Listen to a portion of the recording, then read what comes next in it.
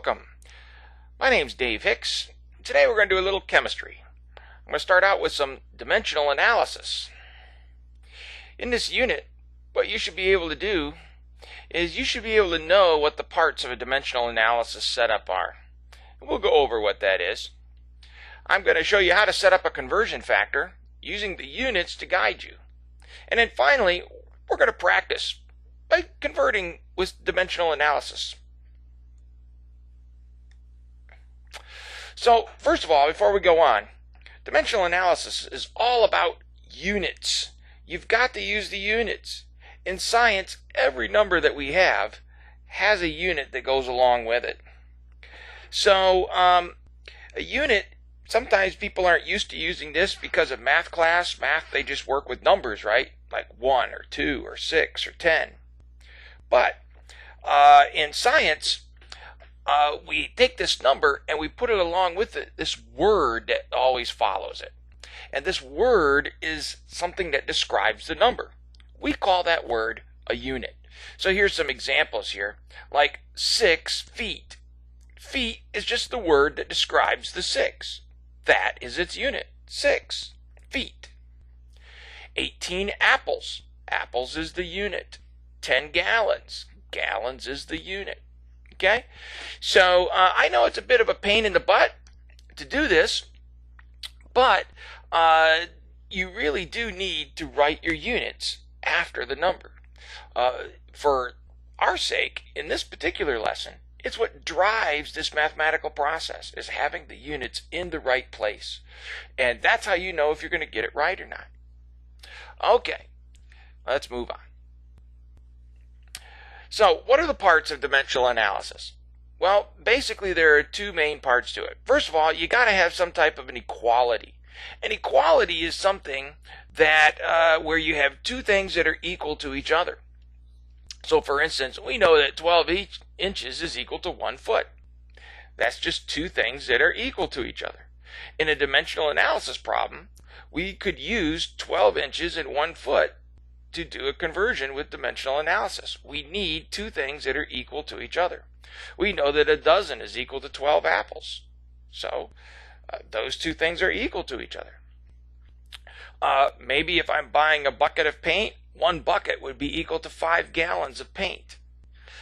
That would be equal to each other then. 5 gallons of paint would be equal to 1 bucket. The second thing that we have for dimensional analysis, the second part of it, is what we call a conversion factor. A conversion factor is a fraction that's equal to 1. Now, that might sound a little strange to you, but a fraction that's equal to 1 just means that the top, the numerator, and the bottom, the denominator, they have to be the same thing or equal to each other. Like, for instance, 2 over 2. That's a fraction that's equal to 1, right? Well, we're going to make fractions that are equal to 1 using these equalities up here, and we're going to put them in this fraction form, and we call that the conversion factor. That's the main part of dimensional analysis, one of the main parts of dimensional analysis. All right, so let's see how to set up these conversion factors, shall we?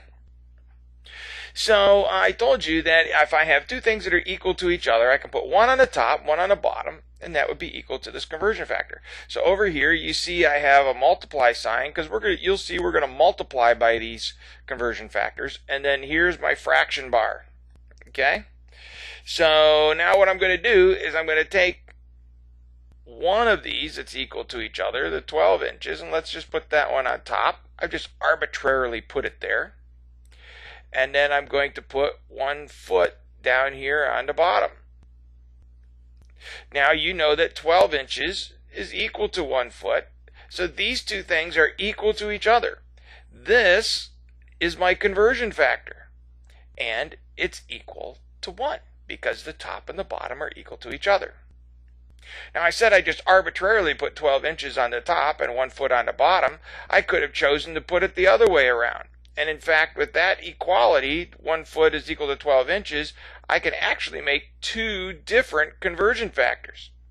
Here, now it says 1 foot's on the top, and 12 inches is on the bottom. Sometimes I'll use the conversion factor like this. Sometimes I'll use the conversion factor with the inches on the top and 1 foot on the bottom. That's for the next part in knowing how to set up these problems and use this conversion factor. For right now, what I'd like you to do is we've got 1 dozen is 12 apples, 1 bucket is 5 gallons. I'd like you to make 2 conversion factors for each one of these. Go ahead and pause this lesson, work that out, show me what 2 of these conversion factors for each of these equalities would be like. Go ahead.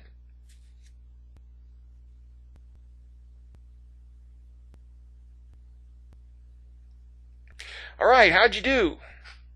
I'll show you mine. Here we go. So, I have a dozen. I could put the dozen on the top and the 12 apples on the bottom. Or, I could make it so that there are 12 apples on the top and a dozen on the bottom. Did you have those? I bet you did. You're so smart. Here we go. Next one. How about a bucket? I'm going to start with it on the bottom. And then the 5 gallons on the top. So there's 1 conversion factor.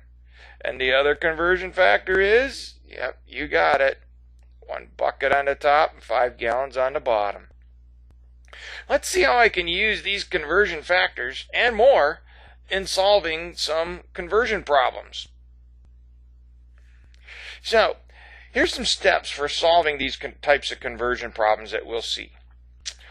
First of all, I'd like you to use what we're going to call the question mark format. The question mark format kind of sets everything up for you and gets you started with using this conversion factor.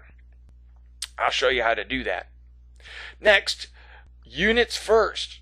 You're going to see that I'm going to write down my units first before I put in numbers. And then I'll put my numbers in and solve the problem. And finally, the whole idea to dimensional analysis is that we cancel some units and we put in the unit that we want. We cancel one of the units out and we put in the one that we want. So you cancel with the one that's on the bottom. So we have a top and a bottom to this fraction.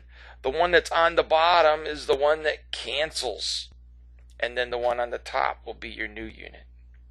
You ready to watch how this is all put together? Okay. So we know that, or I know, or here's my problem, that Mr. Hicks is 6 feet tall. That's me. And how many inches is that? Because sometimes they may ask you, how many inches are you? Not how many feet are you, right? So, over here, I am going to go and set up first my question mark formatting. So, what do I want to know? I want to know how many inches is Mr. Hicks. And what do I know? Right here it tells me I'm 6 feet tall. So I know I am 6 feet tall. I'm just going to use FT to represent feet, IN to represent inches. Will that work out for you? I hope so. Now, here's the beginning of my problem right here. And now I'm going to use my conversion factor to cancel out the unit that I don't want, which is feet, and put in the unit that I do want, which is inches.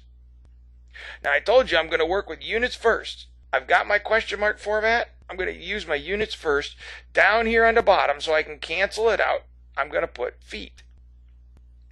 Well, not fit, but feet. Let's try that again.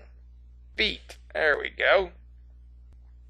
And on the top up here, I'm going to put inches. See, feet is the unit that I don't want. So I'm canceling out that unit. The top and the bottom, they cancel out. And I'm going to be left with inches in the end. So now that I have things canceled out and I got my units in the right place, now I can use my equality over here and put in my numbers. So inches from my equality, that's going to be 12. And feet, that's going to be 1. And so now, if you have a calculator that uses fractions, you can just put in 6 feet times 12 over 1, and you'll get your answer. What's the answer? Yeah, 72 inches. That's right. Now, some of you are saying, I could do that in my head. And I know you probably can, but we're working on a method, because there's going to come a time in chemistry where you're going to get some of these problems and you're not going to be able to do them in your head. So if you have the method to rely upon, then when you can't figure things out in your head, you'll have this to fall back on. You ready? Let's try another one.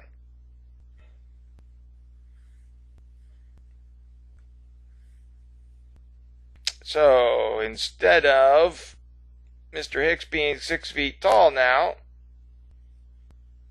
let's do this one. Let's go to my paint example, huh? So I need 10 gallons of paint. And Home Depot or Lowe's or your local hardware store sells it in these buckets. And these buckets are 5 gallons apiece. So I know that one bucket is equal to 5 gallons. So how many buckets will I need if I need 10 gallons of paint? So let's go set this up. Again, going to start out with my question mark format.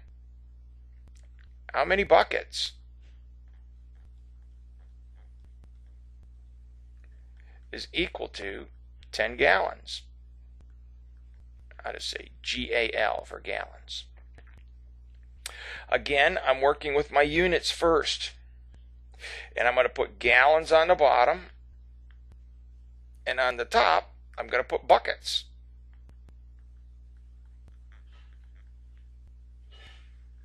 As we saw last time, I put the gallons on the bottom so that they will cancel with each other, right? And now I can put in my numbers.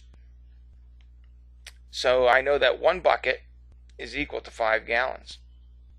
Again, do our math. You can probably do this in your head. But over here now, I have the answer of 2 buckets.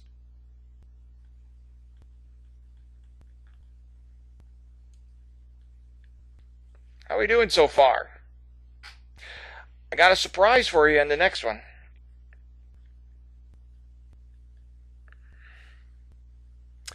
Okay, let me move things around here again.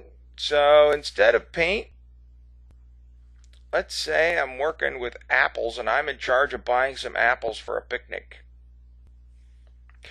So I know that apples are $5 a dozen and I need 18 apples for my picnic. I want to know how much that's going to cost me. Well, let's see. I need to get from apples to dollars, but I don't know how much each apple costs, but I do know that there are $5, that it's $5 per dozen of apples. Okay, this is a case where, and sometimes this is the case, and this is one of the powers of using dimensional analysis, one of the real strengths, is that we can string these conversion factors together to accommodate more than one conversion. And in this case, I think I'm going to need that.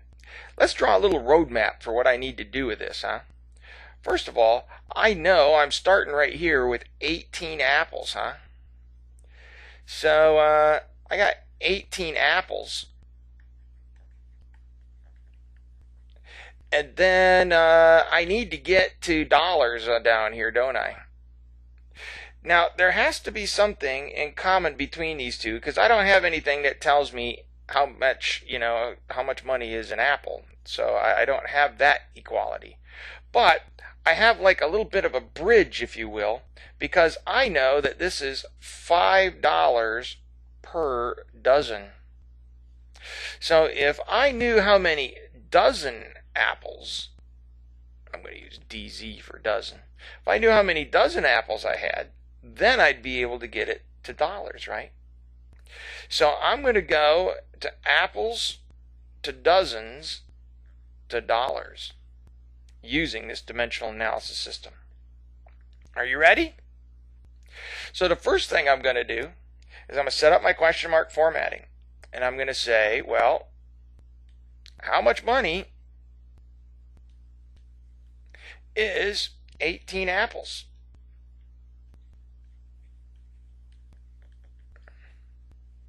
Now again, using my dimensional analysis, units first, on the bottom, I'm going to write apples because that'll cancel.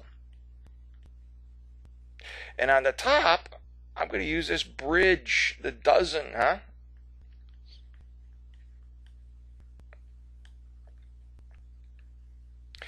I know that these are, well, let me back up a second. So why did I put apples on the bottom? Because apples will cancel, right? And dozen is kind of like my bridge that I'm working through. So I put that on the top. That's what I want for now. Okay? So now that I got my units in the right place, things are canceling out properly. I know that I'm going to put 12 apples is equal to 1 dozen. And when I work that out, then I find out that there is 1.5 dozen apples, right? Now again, maybe some of you can just do this in your head right now, but I'm going to show you the power of dimensional analysis. The power of dimensional analysis is that I can continue on with this. So down here I can take this 1.5 dozen of apples. I can set up a second conversion factor. And now, again, I don't want dozens, so I'm going to put that on the bottom. And on the top, I'm going to put what I do want, which is dollars, right? I'll put that in the front because we just standardly put that in the front, don't we? And now I can use my second thing that's equal to each other. Yep, because these are equal to each other. $5 is equal to 1 dozen. So I can put this in. $5 is equal to 1 dozen. Again, checking things out here, my dozens cancel. And I'm going to be left with dollars, which is what I want. And when I do this math, crunch that out, I guess I'm going to get $7.50, huh? Apples are expensive. All right. So, now as always, I've shown you how to do some of them. What I want you to do now is work one out on your own, huh? So I got one for you. Why don't you go ahead and pause this lesson, work this out, and then come back when you're ready, and I'll show you what I got for an answer.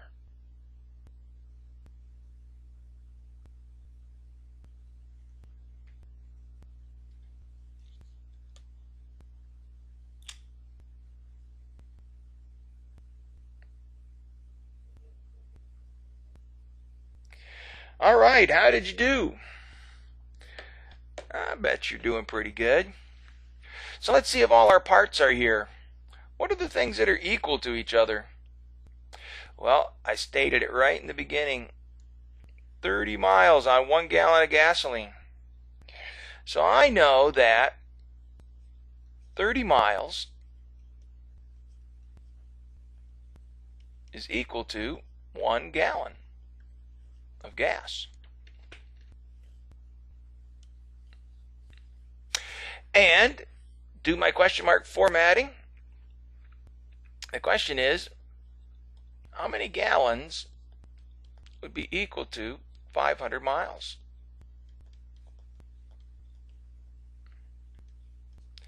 Set up my conversion factor. Miles will go on the bottom because that's what I want to cancel. And gallons can go on the top because that's what I want. On the bottom, I'm going to put 30 miles because that's the number that goes along with miles, and that's in 1 gallon.